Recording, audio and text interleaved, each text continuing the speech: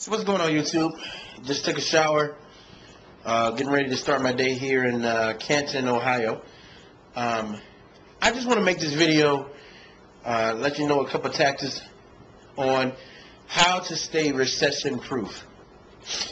Now, to some of you guys, you may say, you think the world is about to end, 2012, whatever you may call it. Don't invest, don't save money in the bank and all this other kind of stuff. Guys, take a deep breath. I remember when the gas was sky high about a year and a half, 2 years ago. I would go to California and the gas was almost $5 a gallon. Everybody was out buying smart cars and all this other kind of stuff. Everybody was panicking, oh, the world's going to end, what are we going to do? Then the gas went down. Same thing, Y2K, everybody's out stocking food up and oh my gosh, the world's about to end and technology's about to just go crazy. Nothing happened. Guys, let me tell you something. Your biggest enemy sometimes is yourself. You create your own battles in your head. You don't know what's going to happen in the economy. The economy has been bad before, and it will definitely fix itself. Now, let me tell you how to stay recession-proof. Now, I've said this before. I'll ask this question. How many streams of income do you have? If your answer to that question is only one, you need to fix that. You see, you need to set yourself up in your life to a point where you just have extra money lying around every month. And when I say extra money, I'm not talking about $20 here or $100 here. I'm talking about thousands of dollars just lying around that you don't spend every month. The reason why is this. A lot of us lost money in the stock market. One of my pet peeves is that you shouldn't even be in the stock market unless you can afford to lose that money. Give you an example. If you have $10,000, right, and you can afford to put $500, if you're making $10,000 a month, and that's what you have, your net, and you have $500, and hey, let me throw this $500 over here and see what happens every month. You can afford to lose it because you have $9,500 left.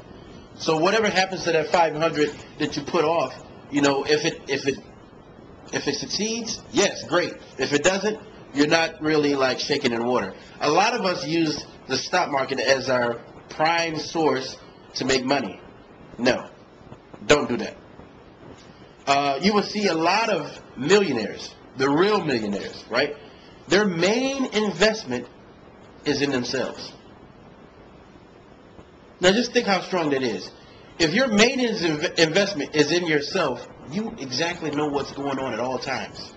Example. You know that if you get up and you don't do anything that day, you're not going to make any money. But you also know that you get out and work hard and work your plan and do it and do everything that you need to do, you probably will have success. So invest the majority of your money in yourself. So for those of you who have jobs, this is what I would do. I would get into my job, and I would say, okay, this is how much I bring in per month. Then at that point, I would set up budgets for myself. I would never overspend, ever. So you don't want to become a paycheck-to-paycheck person. So take that money that you make at a job and say, okay, now you need to tell yourself, I need to go out and create more income. Not necessarily another job. Because, like I said, I really don't believe in jobs. You need to learn, you need to ask yourself, what service can I offer that I can actually start out doing the work at the beginning and then turn this work into automatic work and have money coming in every month? Whether that's a lawn service, maybe you go out and start mowing lawns and landscaping and things like that at the beginning. Then after you get it running and the people know who you are, then hire some good workers and have that going automatically. And then all you do is just go out and actually check on them. I know a guy that has a mobile car washing business.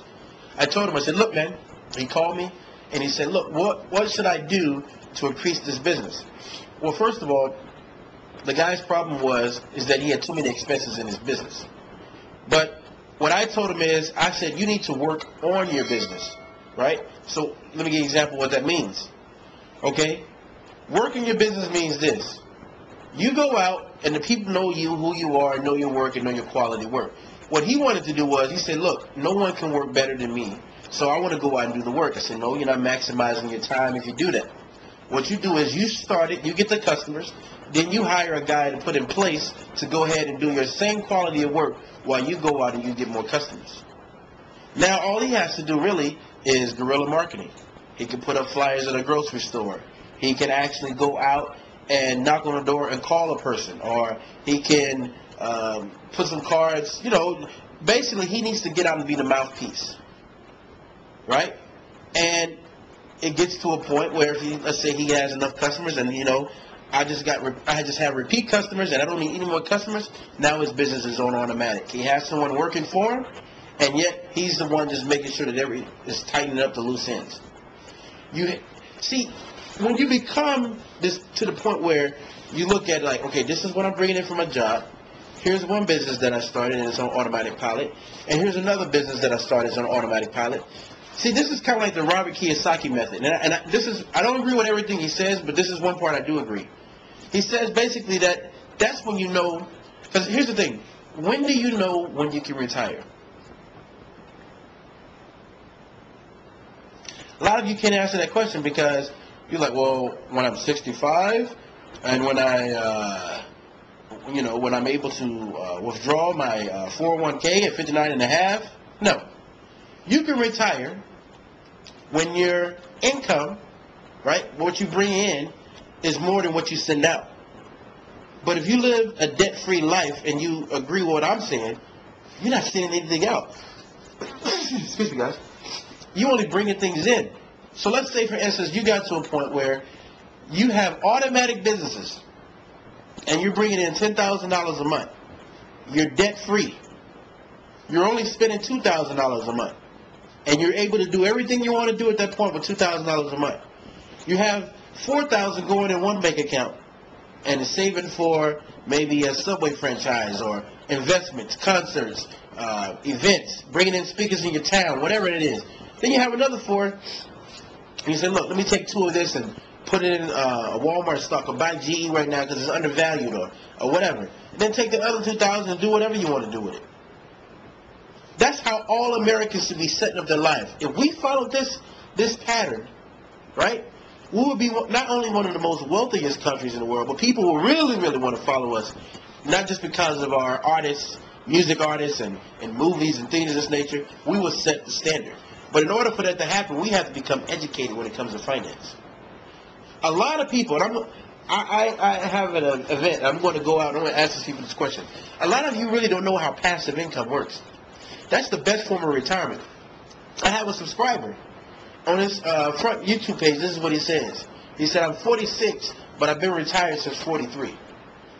So I asked, how many streams of income do you have? 11 streams of income. See, a lot of us haven't really been paying attention to this passive income. We've been paying attention. Well, Social Security, well, that may not be there. Pensions.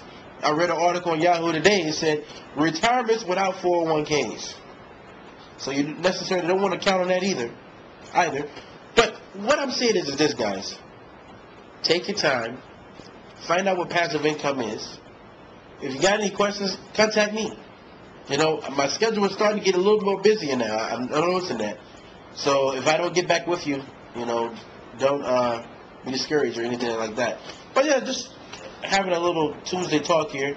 So if you got any questions or concerns, please let me know. And until next time, signing off.